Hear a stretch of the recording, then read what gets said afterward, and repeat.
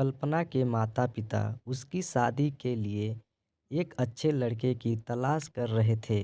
तभी कल्पना के मामा एक लड़के के बारे में बताते हैं। वे कहते हैं कि लड़का का नाम राहुल है।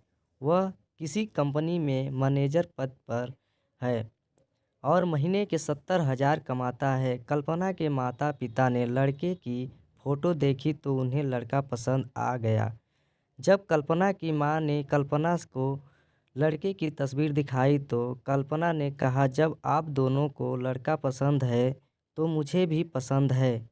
अब लड़का और लड़की वालों के परिवार में मिलकर शादी की तारीख तय कर दी। कल्पना के माता-पिता बहुत खुश थे कि उनकी बेटी की शादी एक अच्छे घर में हो रही है। पूरे धूमधाम से कल्पना की शादी हो गई। अब कल्पना अपने बचपन के घर को छोड़कर एक नए घर चली गई। कुछ दिनों तो कल्पना को अपने माता-पिता और अपने घर की बहुत याद आई। कल्पना की शादी के अब महीने बीत गए थे। अब उसके पति राहुल पहले जैसा व्यवहार कल्पना के साथ करता था। कल्पना से वे चिढ़ा-चिढ़ा सा रहता था। राहुल अब न पहले जैसा कल्पना को प्यार करता और न ही उसके बातों को मानता। कल्पना को समझ नहीं आ रहा था कि वे क्या करे। वे बस रोकर अपने दर्द को कम करने की कोशिश करती। एक दिन कल्पना को पता चला कि राहुल सिगरेट पीने के बहाने छत पे जाता और किसी लड़की से बातें करता है। जब कल्पना ने राहुल से पूछा कि आप रोजाना छत पे जाकर किससे बात करते हैं, तो इस पे राहुल ने जवाब दिया कि वे मेरा ऑफिस का फ्रेंड है, बस उसी से बात करता हूँ और तुम अपने काम से मतलब रखो, ज़्यादा सीआईडी बनने की ज़रूरत नहीं है। होली का दिन था। राहुल के कुछ दोस्त उसके घर आए थे। सभी ने घर पर पार्टी किया।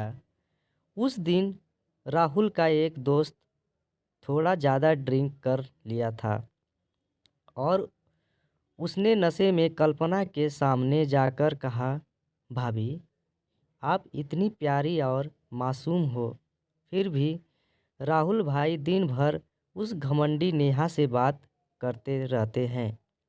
लगता है कि आप राहुल भाई का सही से ख्याल नहीं रखते।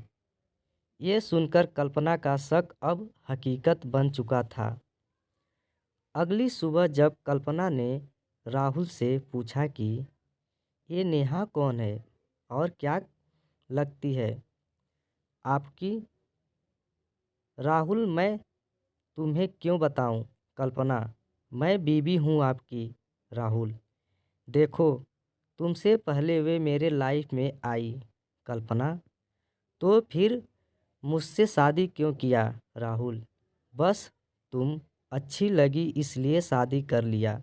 कल्पना, अब तुम देखना मैं उस कमीनी लड़की को कैसे सबक सिखाती हूँ। नेहा को जब कल्पना ने कमीनी कहा तो राहुल ने गुस्से से कल्पना को बहुत मारा और उसे कमरे में बंद कर दिया। कल्पना के सास को सब पता था, फिर भी वह अपने बेटे के सामने एक शब्द भी नहीं बोलती थी। शाम को जब राहुल आया तब उसने रूम का दरवाज़ा खोला।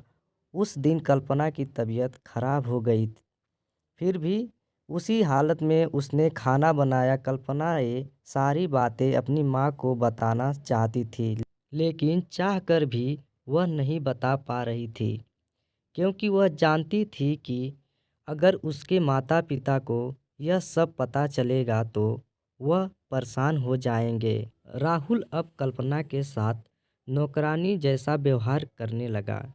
छोटी-छोटी बातों पे उसे मारता। कल्पना अब धीरे-धीरे डिप्रेशन का शिकार होने लगी। उसके दिमाग में गलत ख्याल आने लगे।